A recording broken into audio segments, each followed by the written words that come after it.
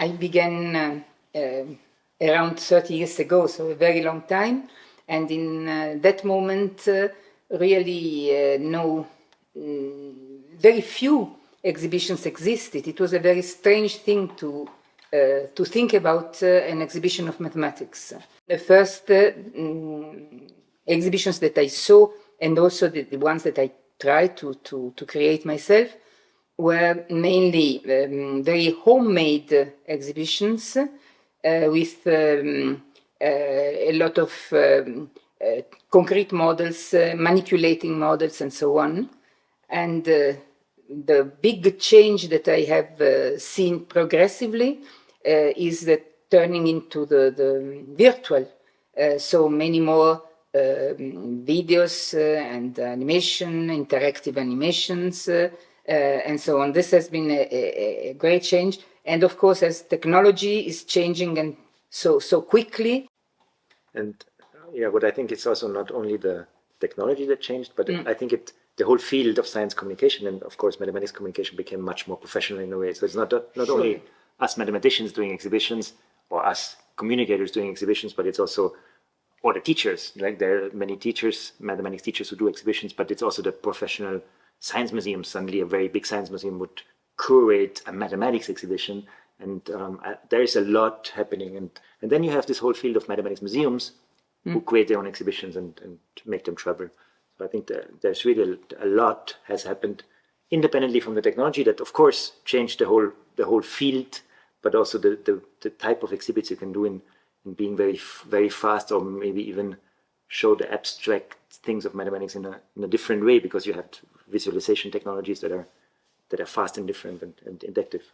The majority of communication for saying what is mathematics and what really is mathematics goes through schools. It is the main channel.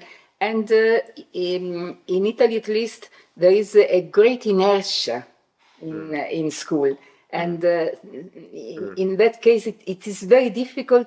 It's what we are trying to do, no, of course, but it's very difficult to make real changes. I think it depends a lot on these active teachers you have.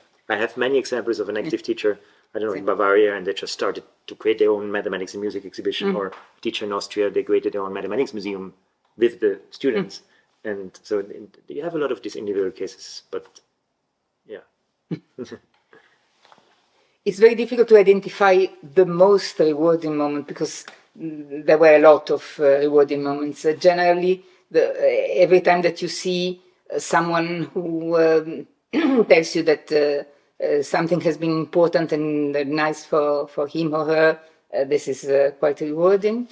I have particularly appreciated some comments of students who have been the explainer for some exhibition or for some workshop for schools, for example. And just to tell you an anecdote, once one told me, well, it was nice, it was fun, it was so, and then I finally managed to pass the examination of analysis 2, which had absolutely nothing to do with what we were showing. So I asked him why, and he said, yes, because I understood when I saw the reaction of visitors that if one does not understand something, you have not to repeat, but you have to show him the same thing from another point of view. And so I tried to use the same idea with the examination of analysis 2, and I passed the exams. And so that was funny. So for me, the most rewarding events are always when, like, other parties, players, take your own exhibition and completely recreate it or enhance it.